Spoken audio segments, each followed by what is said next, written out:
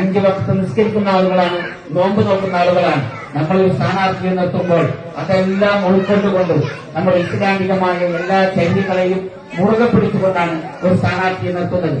ആ അർത്ഥത്തിൽ നിങ്ങൾ വളരെ ഭാഗ്യവാന്മാരാണ് ഷാഹിനയെ പോലെ ഒരു യുവതിയെ ഈ വാർഡിനെ സേവിക്കാൻ പറ്റിയത്. എന്നാ ഇനി മച്ചാമാരെ അടുത്ത പ്രാവശ്യം മുതൽ പാർട്ടികൾ മാറിയിട്ട് മതങ്ങൾ തമ്മിലാണ് മത്സരിക്കട്ടെ. മതേതര കേരളത്തില് മുസ്ലിമും ഹിന്ദുവും ക്രിസ്ത്യാനിയും. എന്നിട്ട് ഇതേപോലെ 5 നേരം നിസ്കരിക്കുന്നവനാണ്, പള്ളിയിൽ പോകുന്നവനാണ്, നല്ല ഈമാനുള്ളവനാണ് എന്ന് പറയാ.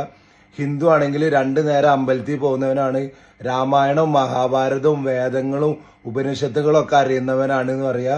ക്രിസ്ത്യാനിനെ നിർത്തിയിട്ട് പറയാ പള്ളിയിൽ പോകുന്നവനും ദൈവവിളി ഉള്ളവനും അല്ലെങ്കിൽ ദൈവവിചാരമുള്ളവനും പള്ളി കമ്മിറ്റിയിലൊക്കെ അംഗത്തുള്ളവനാണെന്ന് പറഞ്ഞിട്ട് മത്സരിക്കുക. ഈ 3 വിഭാഗങ്ങളിൽ നിന്ന് മത്സരിച്ചിട്ട് ജയിക്കട്ടെ. എന്തിനാണ് ഇവിടെ പാർട്ടികള്? മതേതര കേരളം അത്ര. ഇന്നത്തെ കാലത്ത് അതുകൊണ്ടൊക്കെ തന്നെയാണ് ഒരു ഹിന്ദു ഒരു മുസ്ലിം പാട്ട് പാടിയാൽ വൈറലാവണതും. ഇപ്പൊ എന്റെ കൂട്ടുകാരൻ ഹക്കീമിന്റെ മകനെയോ മോളേനോ ഞാൻ നഴ്സറിയിലോ സ്കൂളിലോ അല്ലെങ്കിൽ മദ്രസയിലോ കൊണ്ടാക്കിയാൽ അതൊക്കെ ഒരു വാർത്തയും വൈറലും ആവണത് എന്തുകൊണ്ടാ? നമ്മളെ മനസ്സിലുള്ള മതേതരത്വം നഷ്ടപ്പെട്ടതുകൊണ്ടാ.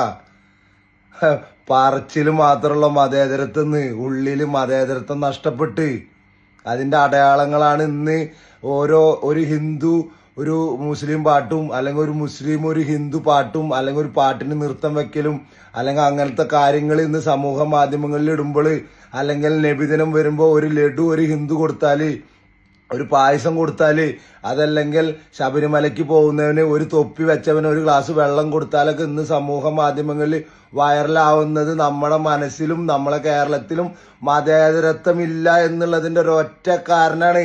പറച്ചില് മാത്രമുള്ളത് മതേതര കേരളം എന്നുള്ളത്. നാണമില്ലാത്ത എരപ്പള ഇതൊക്കെ കണ്ടോണ്ടിരിക്കാൻ നാണക്കേട് ഇന്ന് കേരളത്തിലാന്ന് പറയാന് ട്ടാ. അപ്പൊ നിങ്ങളെ പരിപാടികൾ നടക്കട്ടെ. നമ്മൾ ഇവിടെയൊക്കെ തന്നെ ഉണ്ട്, ചതറട്ടെ.